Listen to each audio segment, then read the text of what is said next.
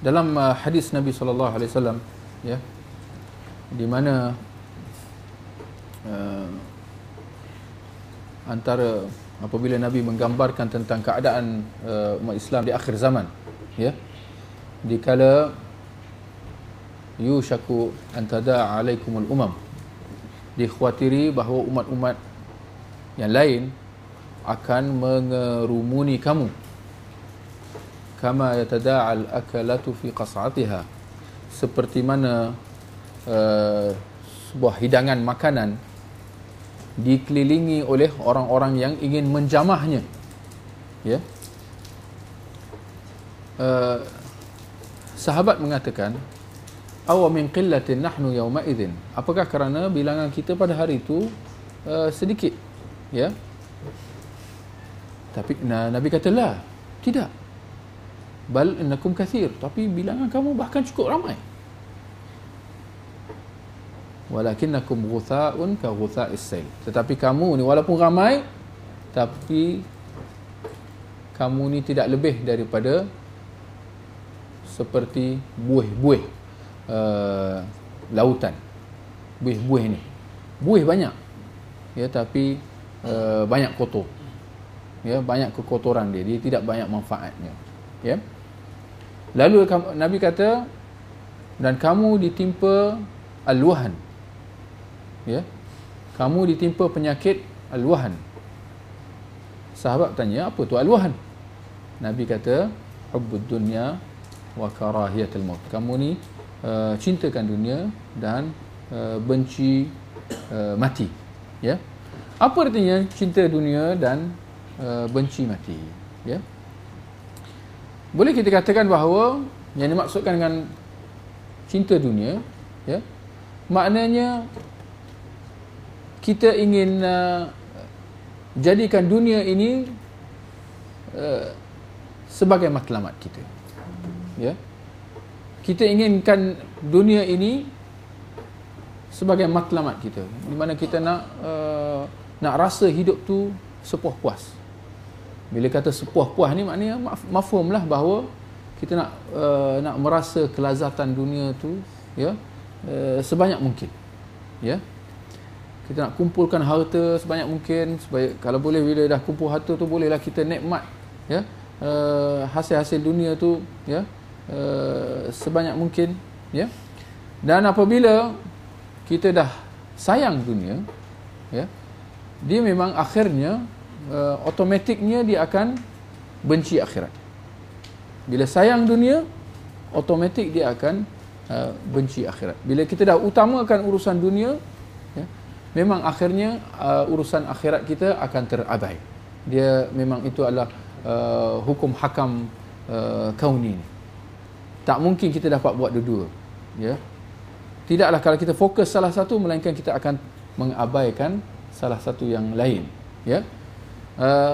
Maka akhirnya bila kita cintakan dunia, maka akhirnya kalau boleh kita nak hidup lama, ya. Kita tak nak mati, sebab kita menganggap bahawa dunia ini adalah syurga kita, tempat matlamat kita. Seperti mana orang kafir, ya. Orang kafir memang itu tabiat dia, ya. Bahkan boleh sampai ke tahap nangis-nangis tak nak mati.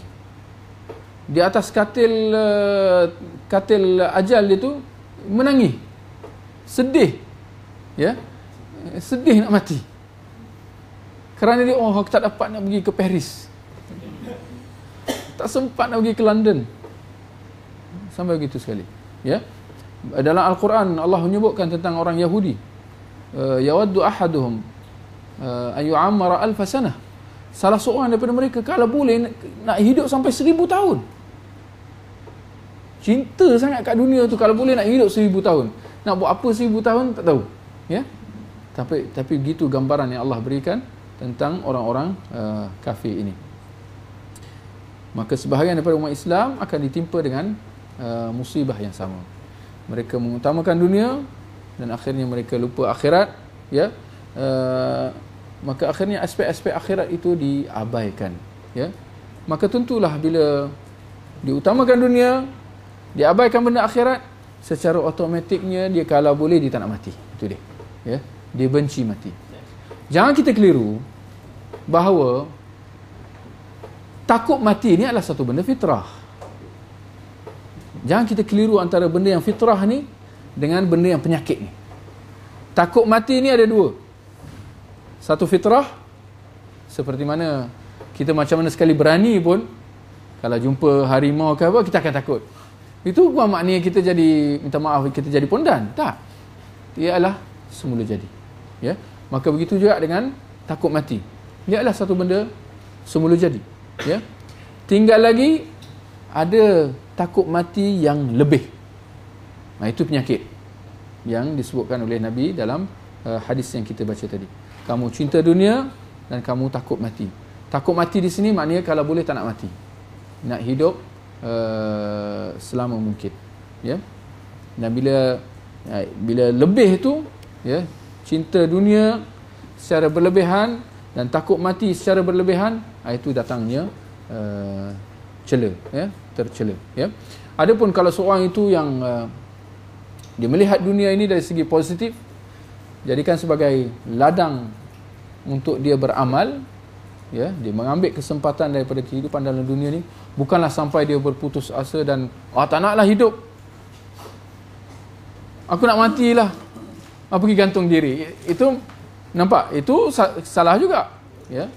Maka kita kena betulkan pemahaman kita dalam masalah bagaimana kita melihat dunia dan juga akhirat. Akhirnya kita mengatakan bahawa dunia ini hanya ibarat tempat persinggahan, dia bukan matlamat hidup kita. Sebaliknya matlamat kita adalah akhirat, ya, seperti mana dalam hadis-hadis Nabi sallallahu alaihi wasallam, ya.